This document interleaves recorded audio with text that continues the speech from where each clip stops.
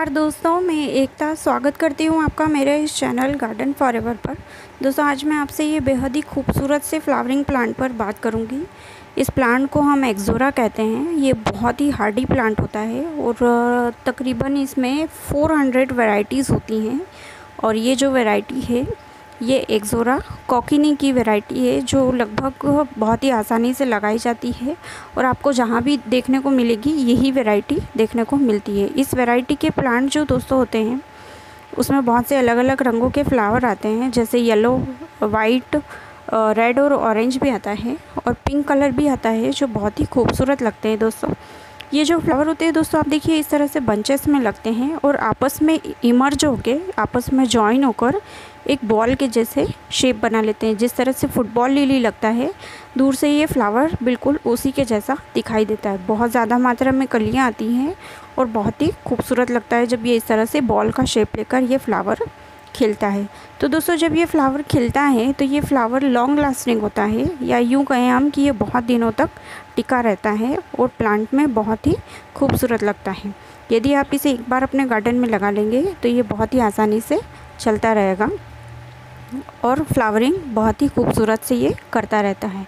तो दोस्तों बहुत ही हार्डी प्लांट है और हम इसकी यदि थोड़ी केयर करें तो ये बहुत अच्छे से चलने वाला प्लांट है। आप देखिए इतने खूबसूरत इसके फ्लावर हैं। और मेरे पास इसका एक और कलर है जो डॉर्फ वैरायटी होती है इसकी। ये तो एक मेरी ये नॉर्मल वैरायटी है, या हम ये कहें कि अभी इसको यदि हम ज़मीन में लगा दें तो ये 2 से 3 फीट तक ऊंचा प्लांट्स जाता है और भी ज़्यादा बढ़ जाता है। तो ये बहुत ही अच्छे से ग्रो करता है। ये भी मैंने एक छोटे से गमले में लगाया है और आप देखिए इसकी ग्रोथ बहुत अच्छे से हो रही है और इस तरह से इसमें बंचेस में फ्लावर आते हैं और ये रेड कलर बहुत ही प्यारा लगता है। दोस्तों इसकी डॉर्फ वैरायटी भी आती है, वो भी है मेरे पास, वो भी मैं आपके साथ शेयर करूंगी। उसमें पिंक कलर के फ्लावर भी आते हैं, वो भी बहुत खूबसूरत लगता है देखने में। वो छोटा सा ही रहता है, डॉर्फ मतलब बोना, तो वो छोटा सा ही प्लांट रहता है और उसमें भी इसी तरह से बंचेस में फ्लावर आते हैं। फ्लावर का साइज़ थोड़ा सा छोटा होता है लेकिन वो भी बहुत ही खूबसूरत लगता है। अब दोस्तों हम बात करें इस प्लांट की केयर कैसे करनी है, तो सबसे पहले हम बात करें इस प्लांट में वाटरिंग की। तो दोस्तों आपको इसे गर्मियों में डेली वाटरिंग करना है, क्योंकि ये एक बहुत ही खूबसूरत समर फ्लावरिंग प्लांट है, लेकिन ये अगस्त से सितंबर तक इसमें फ्लावरिंग होती रहती है और गुच्छों में इसमें फूल आते हैं।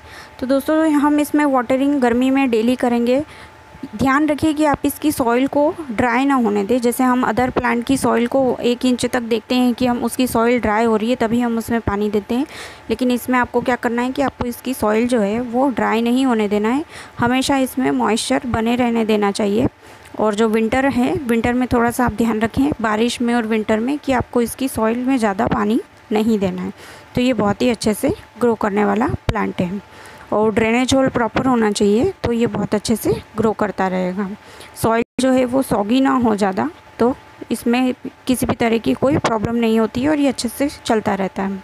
अब दोस्तों हम बात करें इसमें सनलाइट की, तो ये प्लांट जो है ये फुल सनलाइट में ग्रो करने वाला प्लांट है, लेकिन आपको इसे जो दोपहर की धूप होती है, बहुत तेज़ गर्मी जो होती है, उसमें आपको इसे प्लांट को बचाना है, क्योंकि फुल सनलाइट में क्या होगा कि इसकी जो पत्तियाँ हैं वो बर्न होने लगेंगी और इसकी ग्रोथ पर भी इफ़ेक्ट होगा। अगर आप इसे कुछ समय के लिए शेड में भी रखेंगे या ऐसी जगह रखें जहाँ 5 से 6 घंटे की धूप आती हो और फिर इसे शेड मिले, तो ये प्लांट भी अच्छा चलने वाला प्लांट है। अब दोस्तों हम इसमें बात करें फर्टिलाइज़र की, तो ये जो प्लांट है इसे स्लो रिलीज़ फर्टिलाइज़र भी दे सकते हैं। दोस्तों आप देखिए एक ये मेरे पास इसकी डॉर्फ वैरायटी है, इसमें आप देखिए बहुत ज़्यादा मात्रा में फ्लावरिंग हुई है, ये पिंक कलर, और इस फ्लावर का साइज़ आप देखिए छोटा रहता है और पूरे प्लांट में बहुत ज़्यादा मात्रा में कलियाँ भी आई हुई हैं। तो दोस्तों ये भी बहुत खूबसूरत लगता है, आप इसे छोटे से पॉट में भी लगा सकते हैं। इसकी डॉर्फ वैरायटी है और ये बेहद ही खूबसूरत लगता है। तो दोस्तों अब हम बात करें इसमें फर्टिलाइज़र की, तो ये जो प्लांट है ये इसे एसिडिक सॉइल पसंद होती है। जितनी ज़्यादा सॉइल एसिडिक होगी उतने ज़्यादा अच्छे से ये ग्रोथ करेगा और उतने ही ज़्यादा मात्रा में इसमें फ्लावरिंग होगी। तो एसिडिक सॉइल बनाने के लिए आप क्या करें कि आप 1 लीटर पानी में 1 चम्मच विनेगर को डिज़ोल्व करके भी इस प्लांट को दे सकते हैं, तो ये बहुत ही अच्छे से ग्रो करेगा। और जो बहुत अच्छे से रोटेट किया हुआ मैन्योर होता है, जैसे कि गोबर की खाद होती है, वो बहुत ज़्यादा जब पुरानी हो जाती है तो वो बहुत ही अच्छी हो जाती है प्लांट्स को देने के लिए। तो आप गोबर की खाद को भी इसमें यूज़ कर सकते हैं। और जो स्लो रिलीज़ फर्टिलाइज़र होता है दोस्तों, वो भी आप इस प्लांट में दे सकते हैं, तो भी बहुत अच्छे से आपका प्लांट जो है वो चलता रहेगा। दोस्तों इस प्लांट की जब पत्तियाँ आपको लगे कि ब्लैक हो रही है या इसकी पत्तियाँ कुछ डल सी दिखने लग रही है, तब आप समझ जाइएगा कि इसमें जो प्राइमरी माइक्रोन्यूट्रिएंट्स होते हैं उनकी कमी हो रही है। तो आपको क्या करना है, जो चिलेटेड माइक्रोन्यूट्रिएंट्स होते हैं उनका आपको इस प्लांट पर स्प्रे करना है। तो जब आप स्प्रे करेंगे तो इसकी जो यंग लीव्स होती हैं, वो सारी यंग लीव्स जो हैं वो बहुत ही जल्दी उस चिलेटेड माइक्रोन्यूट्रिएंट्स को एब्जॉर्ब करती है बजाय के ओल्ड लीव के। तो ये बहुत ही अच्छा रिज़ल्ट मिलता है हमें जब हम इस पर माइक्रोन्यूट्रिएंट्स का स्प्रे करते हैं। तो माइक्रोन्यूट्रिएंट्स के लिए दोस्तों आप होममेड माइक्रोन्यूट्रिएंट्स का डिज़ोल्व भी बना सकते हैं सॉल्यूशन। और वो जो सहजन की पत्तियाँ होती हैं उसमें बहुत ज़्यादा मात्रा में माइक्रोन्यूट्रिएंट्स होते हैं, तो आप उसका भी न्यूट्रिएंट्स या फर्टिलाइज़र बना के इस प्लांट को स्प्रे कर सकते हैं। तो हम बात करें इसमें प्रोपगेशन की इस प्लांट के, तो इस प्लांट के प्रोपगेशन के लिए आप इसकी कटिंग भी लगा सकते हैं, लेकिन इसकी कटिंग को लगाना बहुत ही मुश्किल होता है, बहुत आसानी से इसकी कटिंग लगती नहीं है। तो इसकी कटिंग को लगाने के लिए आपको रूटिंग हार्मोन की ज़रूरत पड़ेगी, और उसको लगाने के बाद आप इसकी कटिंग बहुत अच्छे से लगा सकते हैं। और दोस्तों इसमें जो सीड्स होते हैं, बेरी पर्पल कलर की बेरीज़ होती हैं, वो जब ड्राई हो जाए तो उसका पल्प हटाकर आप उसके सीड को एक दिन के लिए या पूरी ओवरनाइट उसको पानी में भिगोकर रख सकते हैं। उसके बाद आप उसको प्लांट कर दें, सॉइल में लगा सकते हैं। और उसके बाद आप उसको कवर करके किसी ऐसी जगह रखें जहाँ डार्कनेस हो या अंधेरा हो, वहाँ रखकर आप उसे छोड़ दें, तो उन सीड्स में जर्मिनेशन शुरू हो जाता है। तो आप इसे सीड से भी बहुत ही आसानी से लगा सकते हैं। अब दोस्तों इसके प्रोपगेशन की बात कर ली हमने, तो दोस्तों अब इसमें कुछ प्रॉब्लम्स भी होती है इस प्लांट में। इसकी पत्तियां भी येलो होने लगती हैं धीरे धीरे। ये एक एवरग्रीन प्लांट है, जब इसमें फ्लावरिंग नहीं होती है तब इसकी जो ये पत्तियों का आप कलर देख रहे हैं बेहद ही खूबसूरत लगती हैं इस तरह की पत्तियां। तो ये एवरग्रीन रहती है, यदि फ्लावर ना आए तो भी ये प्लांट बहुत ही खूबसूरत लगता है। तो दोस्तों कुछ प्रॉब्लम्स होती हैं, जैसे इसमें एफिड्स का अटैक होता है, स्केल्स होते हैं।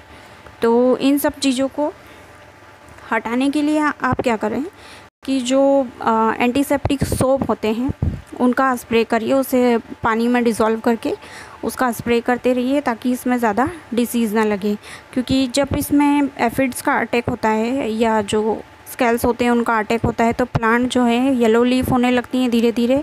वो सारे एफिड्स जो हैं प्लांट का न्यूट्रिशन सक करते रहते हैं और प्लांट जो है वो धीरे धीरे ड्राई होकर मरने लगता है। तो दोस्तों आप ध्यान रखिए कि जो एंटीसेप्टिक सोप होता है या नीम ऑयल होता है, उसका स्प्रे आप टाइम टू टाइम अपने प्लांट पर करते रहें ताकि आपका प्लांट हेल्दी बना रहे और उस पर किसी भी तरह की डिसीज़ का अटैक ना हो। नीम ऑयल भी बेस्ट होता है।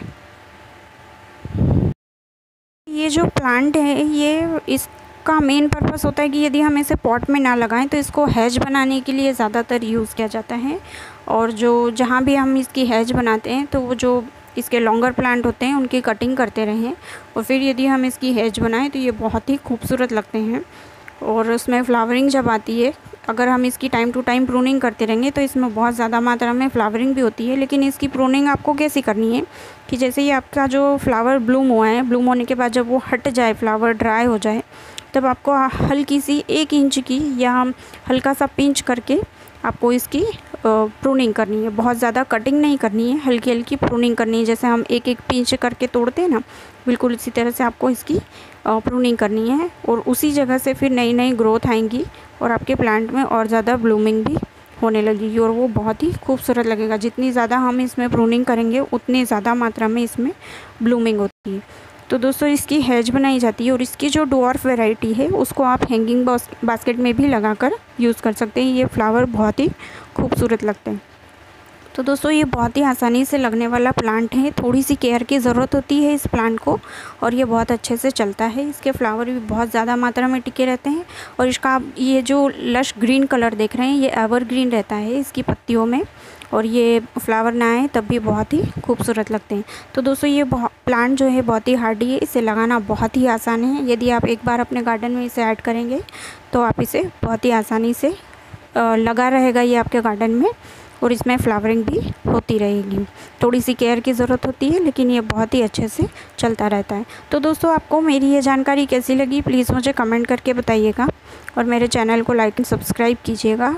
और यदि आपने अभी तक अपने गार्डन में एक्ज़ोरा के प्लांट को ऐड नहीं किया है तो अपने गार्डन में ऐड कीजिए, और ये बेहद ही खूबसूरत लगते हैं। इसके बहुत से अलग अलग रंग भी आते हैं जो बेहद ही खूबसूरत लगते हैं।